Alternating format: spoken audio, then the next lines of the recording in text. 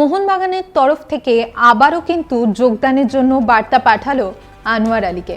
নমস্কার, ফুটবল ম্যানিয়ায় আপনাদের স্বাগত।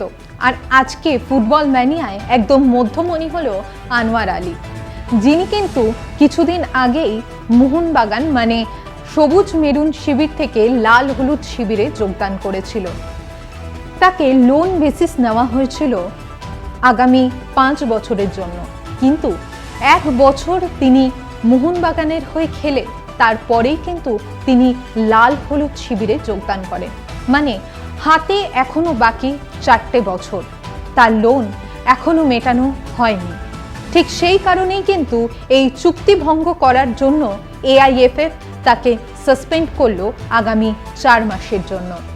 এবং শুধুমাত্র সাসপেন্ড নয়, তার এই গুরুতর অপরাধে 12 কোটি 90 লক্ষ টাকা জরিমানা ধার্য করা হলো এই আনোয়ার আলীর জন্য।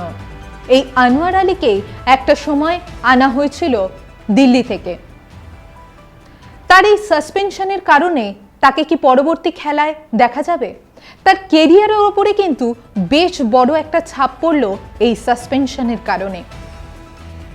তিনি চাইলে কিন্তু এই মুহূর্তে ফিফার সাথে যোগাযোগ করতে পারেন যোগ্য বিচারের জন্য, কিন্তু আনোয়ার আলীর তরফ থেকে এখনো সেরকম কোনো বার্তা আসেনি। এমনকি সবুজ মেরুন শিবির থেকে তাকে 19শে জুলাইয়ের মধ্যে অনুশীলনের যোগদান করার জন্য বার্তা পাঠানো হয়েছে, মেল পাঠানো হয়েছে, কিন্তু মেলের এখনো কোনো উত্তর দেননি আনোয়ার আলী। কি করবেন আনোয়ার আলী?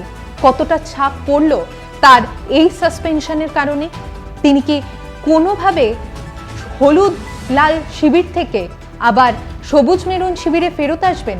আর ঠিক সেই কারণেই কিন্তু ক্ষুব্ধ হয়েছেন লাল হলুদ শিবির।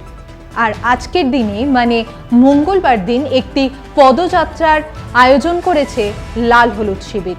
কি হতে চলেছে আগামী আপডেট থাকবে আপনাদের জন্য বাংলার পালস টিভির ইউটিউব এবং ফেসবুক পেজে। আপনারা থাকুন, বেল আইকন প্রেস করতে কিন্তু একেবারেই ভুলবেন না।